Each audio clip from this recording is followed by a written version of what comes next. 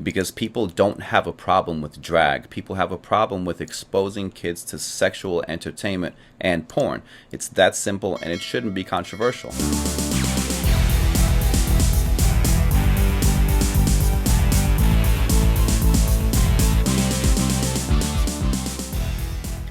Okay, here we go.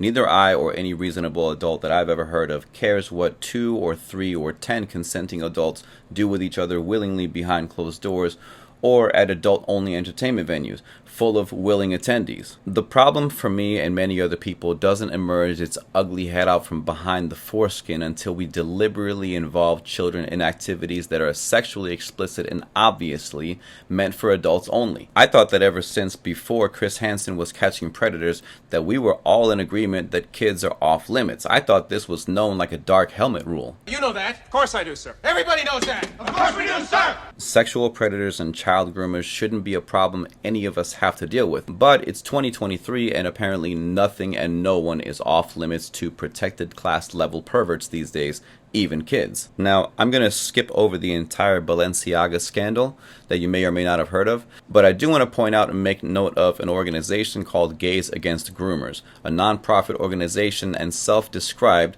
coalition of gays against the sexual indoctrination and medicalization of children, and tell you that they do a much better and far more thorough job of calling out the flag-waving radical activists and alphabet mafia than I do. I invite you to hear these brave people out in their own words and posts and decide for yourself after hearing the side of the argument that organizations from legacy media to even the White House don't want you hearing. Now, before I go any further, I have absolutely no problem with grown men with sexual fetishes to dress up like hookers and dance sexually in adult-only settings known as drag queens in and of themselves.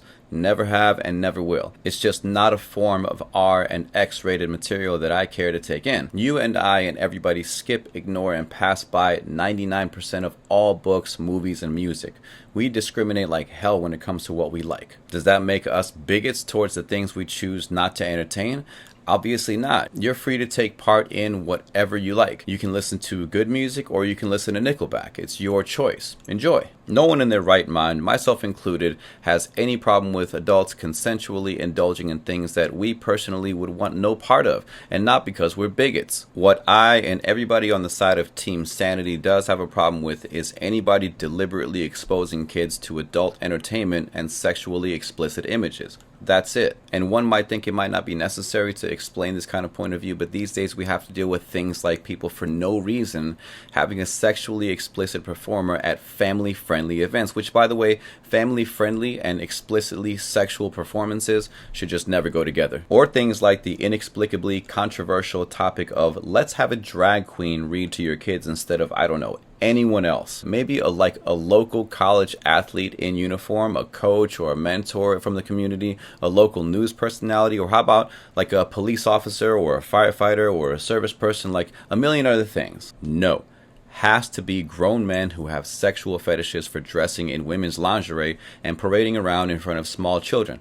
Has to be that. No fire chief, not even a damn member of the PTA dressed as Captain Marvel or Spider-Man. Because forget Mulan and Mr. Rogers. Let's bring in old dudes who get pleasure from wearing women's underwear in front of other people's kids.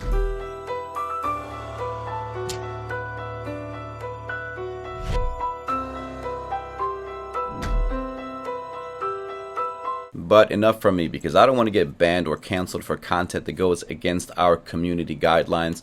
So let's turn it over to a drag queen that goes by the name of Kitty Demure, who decided to speak out himself on just how ridiculous things are getting these days. The full video is on YouTube and you can listen to it there, but here's just a clip of it. What in the hell has a drag queen ever done to make you have so much respect for them and admire them so much? I have absolutely no idea why you would want that to influence your child.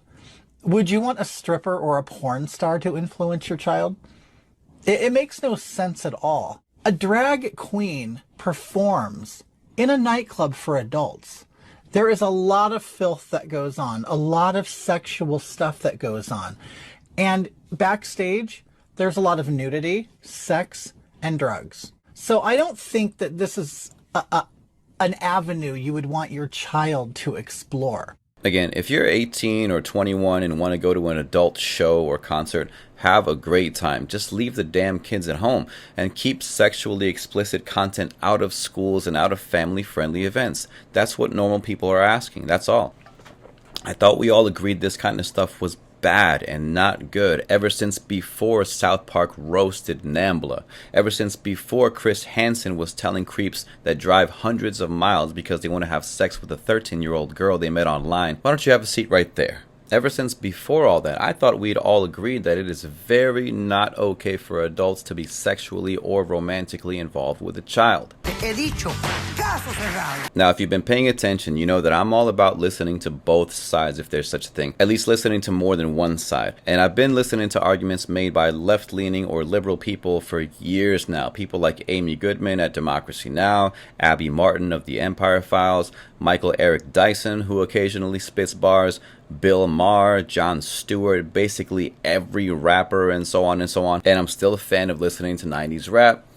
Say what you will about that, no matter how vulgar, no matter how wild. And having grown up in a Democratic or left-leaning household, it took me a little bit longer to open up to trying to really understand conservative talking points. One of the ways I've come to better understand these days conservative or right-wing thinking comes courtesy of somebody who caught my attention with his sarcastically hilarious rap music review videos on YouTube. His name is Matt Walsh. He's the author of Johnny the Walrus, and he put out a documentary called What is a Woman? And say what you will about that, but you don't learn anything in an echo chamber.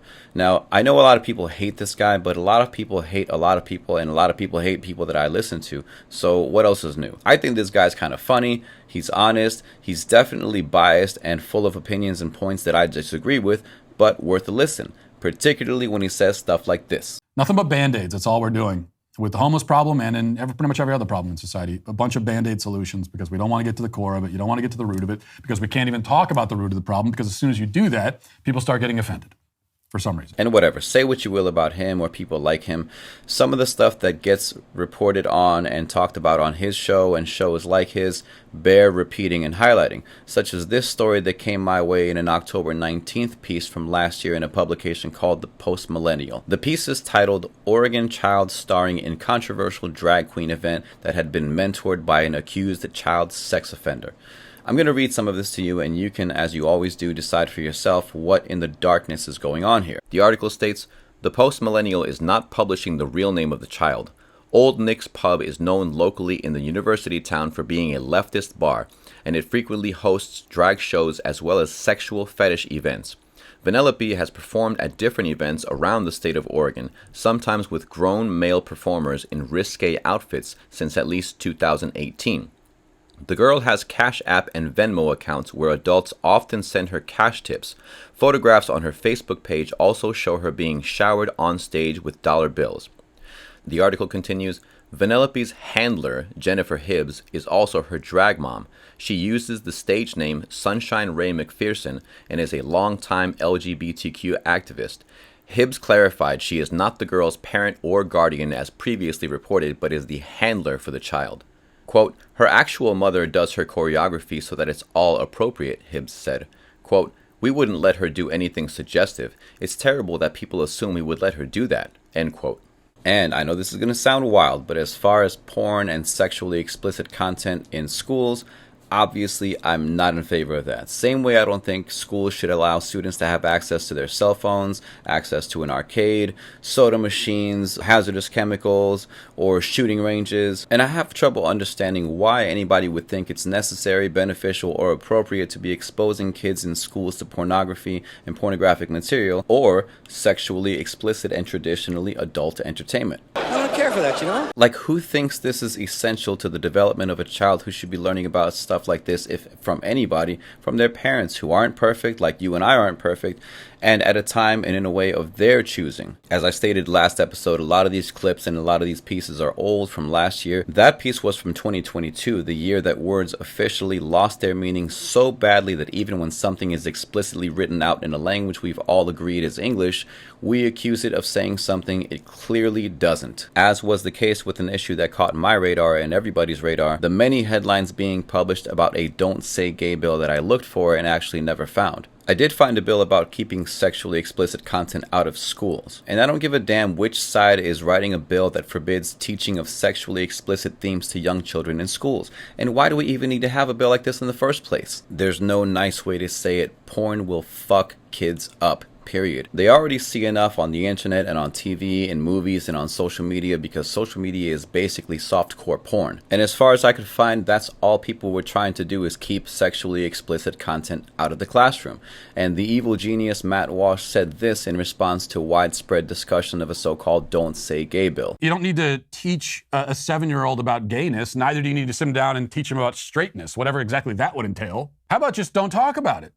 How about you, as a public school teacher, you don't need to have this kind of conversation with my kids. You can leave that to me to talk about. I don't want you to do it. I don't trust you to handle that subject, and it's not appropriate for you to be talking about it to kids who are not your own. Just stick to the actual academic subjects that are appropriate for their age. How about that for an idea? And I've pointed out before that it doesn't take much intellect to point out the shortcomings of the public school systems. Like, no one making a case for homeschool is a genius or a scholar or saying anything new, really. But this new overly tolerant culture and the acceptance of any and everything or else mentality is a fairly new phenomenon, particularly in the school systems. And like with any hot button issue, the slow creep and high key normalization of introducing kids to inappropriate themes, whether in school, on TV, or on the internet, seems like another one of those topics we're too afraid to speak out about in any sensible way, out of fear of being fired, unfriended, ghosted, or canceled in any number of ways. But coming back to the point of the episode, the protection of men, women, and especially children